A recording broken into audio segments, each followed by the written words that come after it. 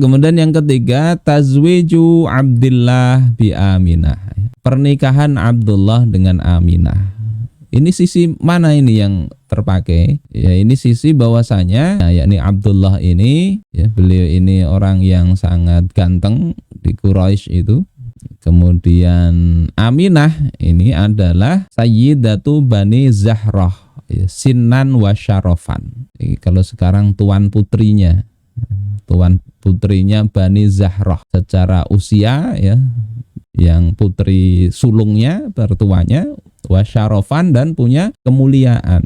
Jadi orang tua dari, kalau zaman dulu ya, dari kaum bangsawannya. Kemudian ini dinikahi, dan Abdullah waktu itu umurnya tamaniyah asyara aman, ya, 18 tahun menikah dengan Aminah ini. Jadi masih, kalau sekarang nikah di Indonesia belum bisa ini.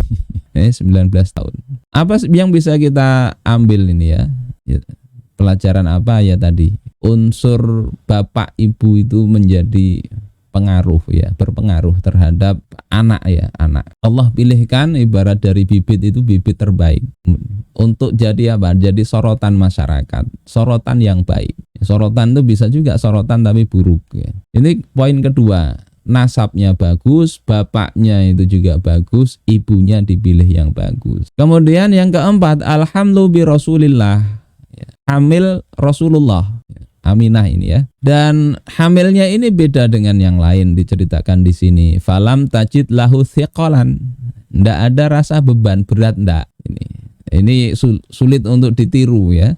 Jadi kalau kita umumnya wanita mengandung, ya sabar-sabar aja menghadapi beratnya mengandung itu. Tapi kalau ini Rasulullah, ya memang Allah berikan keajaiban tadi. Walam yatra 'alaiha ma yatra'u 'alan nisa'i minal wahimi. Dan tidak terjadi atas Aminah itu saat mengandung baginda Rasul apa-apa yang terjadi dalam kebiasaan kaum wanita seperti ngidam, ya, tidak ada ngidam ini, ya. Jadi tidak ada Aminah ngidam mual-mual gitu, tidak ada, menurut riwayat begitu.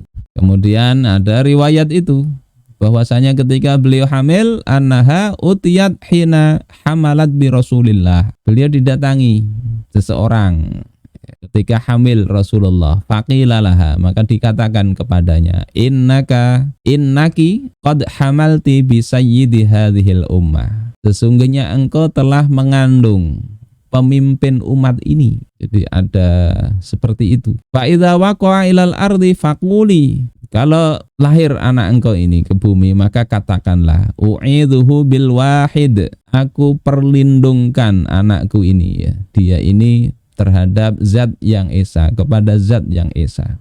Ku mintakan perlindungan kepada yang esa. Min syarri kulli hasid, dari setiap keburukan orang yang dengki. Jadi ini bagus juga ini, walaupun ini riwayatnya mungkin ya perlu dicek karena ini riwayat mimpinya Aminah, ya. Tapi ini doanya bagus, ya, kalau punya anak lahir, ya, u'idzuka atau u'idzuki kalau perempuan, bil wahid, ya. Ku mintakan perlindungan engkau wahai anak kepada Allah yang esa. Min syarri kulli hasid, dari setiap yang memiliki kedengkian. Atau doanya Rasulullah itu, ya, u'idzuka bi kalimatillahi tammah min kulli syaitani wahammah wa min kulli ainil lammah. Itu doa bisa dibacakan kepada anak yang baru lahir. Azani, ya. Kalau ini dulu enggak diazani. Ya, belum ada lagi. Tsumma samihi Muhammadan, kemudian berilah nama putra engkau itu nanti, namanya Muhammad. Jadi ini memang sudah ada tanda-tandanya. Allahu a'lam, ya. Ketika hamil ini, ya, bermimpi keluar, ya, waro'at hina hamalat bihi, beliau melihat ketika hamilnya baginda Rasulullah ini, annahu kharaja minha nurun ro'at bihi kusura busra min ardi Syam, keluar cahaya yang dengannya beliau melihat istana ini di tanah Syam itu, ya. Jadi ya ini tanda-tanda yang kalau kita untuk cari pemimpin sekarang enggak usah cari tanda-tanda begini. Ini kekhususan untuk baginda Rasulullah Shallallahu Alaihi Wasallam. Yang kelima, wafatu walidihi, wafatnya ayahanda beliau, yakni Abdullah ini ketika safar dengan membawa dagangan orang Quraisy ke negeri Syam, ya, maka beliau wafat menjumpai ajalnya di Madinatul Munawwarah dan dikuburkan di sana, ya. Jadi ini saat beliau masih di dalam kandungan ibunya, ya, sekitar 2 bulan, ya, 2 bulan, ya. Jadi ini kadang orang itu bisa menjadi orang besar ketika memang Allah berikan di awal-awal itu kesulitan. Anak yatim kadang bisa lebih sukses karena dia bisa mandiri. Nah, Allah berikan ini kepada baginda Rasulullah Shallallahu Alaihi Wasallam, ya. Itu Rasulullah Shallallahu Alaihi Wasallam. Kemudian yang keenam, wiladatur Rasul bi ghairil alam, lahirnya Rasulullah Shallallahu Alaihi Wasallam tanpa adanya rasa sakit. Walida Rasulullah Shallallahu Alaihi Wasallam yaumal itsnain. Ini sudah kita tahu semua. Rasulullah Shallallahu Alaihi Wasallam itu dilahirkan pada hari Senin. Li'isnatai asyrata lailah khalat min syahri Rabi'il Awal. Ya, pada 12 malam, ya, ada bulan Rabiul Awal, tanggal 12 Rabiul Awal hari Senin. Amal fil, pada tahun gajah. Nah, ketika melahirkan, ibunya membawanya kepada kakek beliau, yakni Abdul Muttalib, bahwasanya telah lahir seorang anak, ya, kepada engkau. Kemudian disampaikanlah apa yang dilihat oleh Aminah di dalam mimpinya itu, kemudian diberi nama oleh kakeknya ini dengan nama Muhammad, ya, Muhammad. Dan ini adalah nama yang memang bukan nama pasaran waktu itu, bukan nama pasaran. Wa qad hamallahu hadzal isma minasyuyu'i wal intishar. Jadi Allah menjaga nama ini dari tersebar luas, jadi nama pasaran. Kalau nama pasaran itu kan nanti kenal si ini, ya kenal, tapi yang dimaksud itu orangnya atau bukan. Nah, kalau nama pasaran begitu, kayak Faiz, ini nama pasaran enggak ini? Tapi kalau ada Abdillahnya mungkin agak lain, Faiz Abdillah. Kalau sekarang Muhammad, ini nama hampir semua orang Islam itu banyak nama Muhammad. Bahkan kalau ke Makkah nggak tahu namanya, paling disebut ya Muhammad, ya Hajj. Disebut Muhammad aja pokoknya. Dan ini nama yang bagus. Nah, sehingga ini enggak nama populer, enggak. Orang bisa terkenal itu kan kadang bukan karena apa-apa, ya. Bisa jadi karena namanya aneh. Namanya aneh. Termasuk nama saya itu kalau panjangnya itu agak aneh. Sehingga ketika dilihat itu biasanya orang nanya ini apa artinya yang ujungnya itu.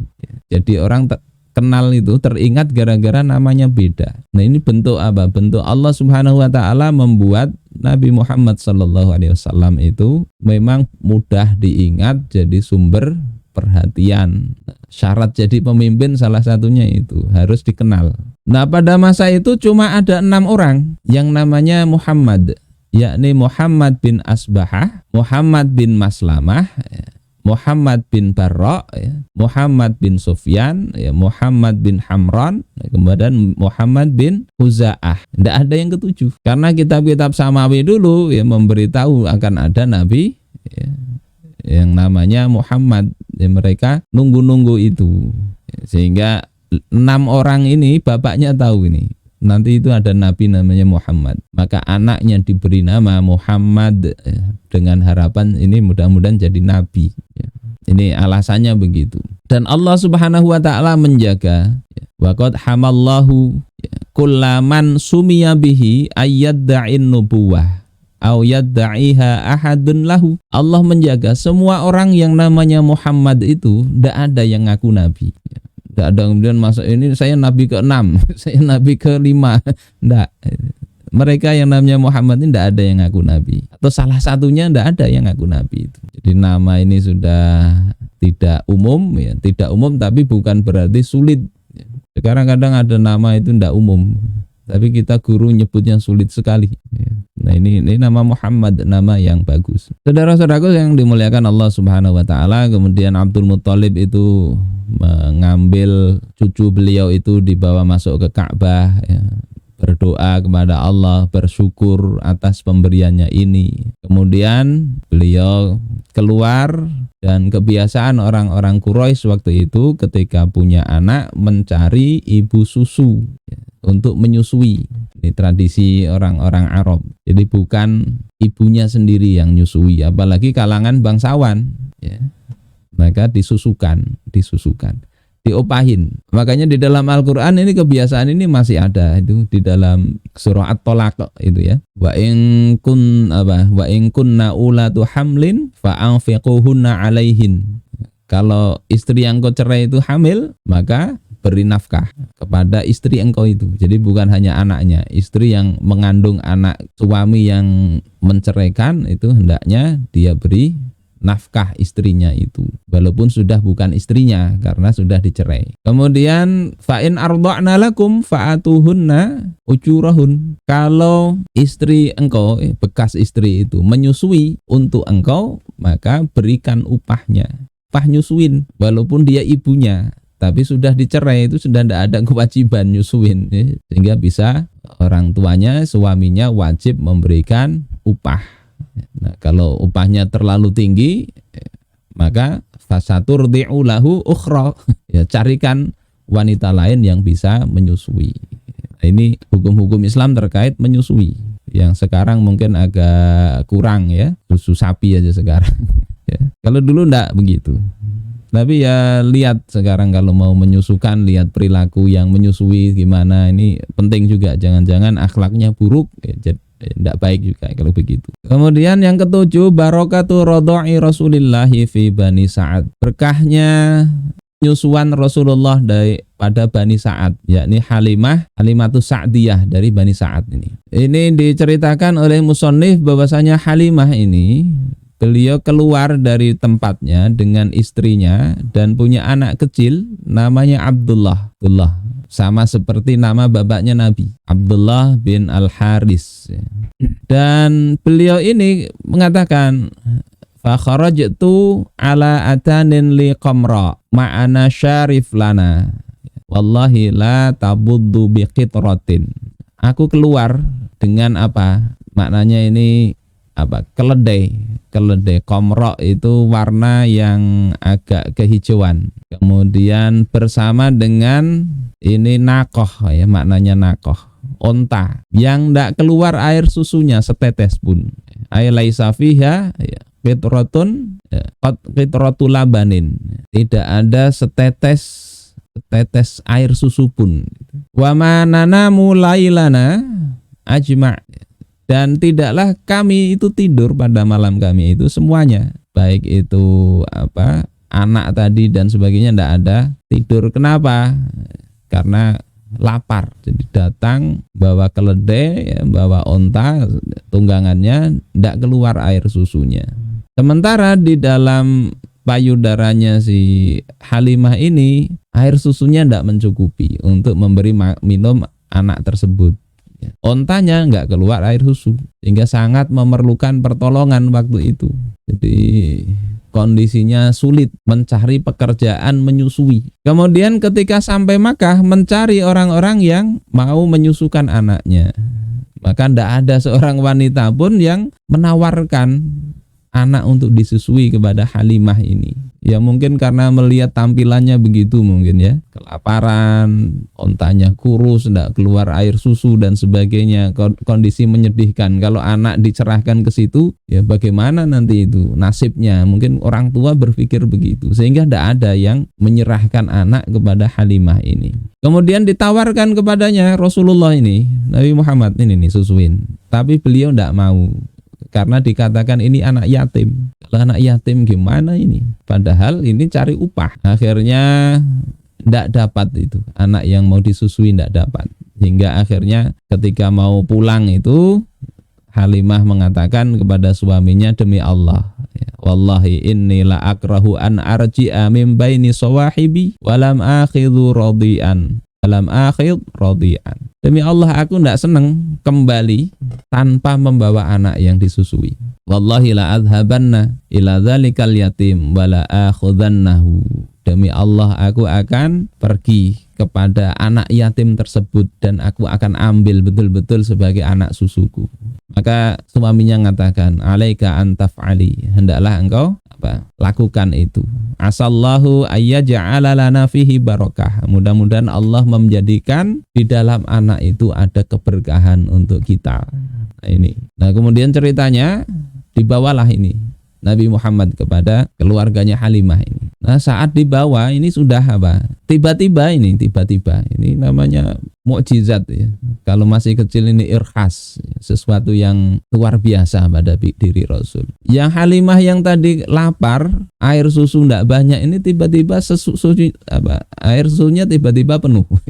Yang kemudian anaknya bisa nyusu dengan puas, dengan kenyang ya. Kemudian juga begitu juga dengan ontanya tiba-tiba keluar air susu. Dan ini yang pernah juga dilakukan Rasulullah ketika hijrah itu kan ada seorang wanita, kalau tidak salah Ummu Ma'bad kalau tidak salah namanya itu, di Kuba itu ya, yang bertamu ya, tidak ada apa-apa.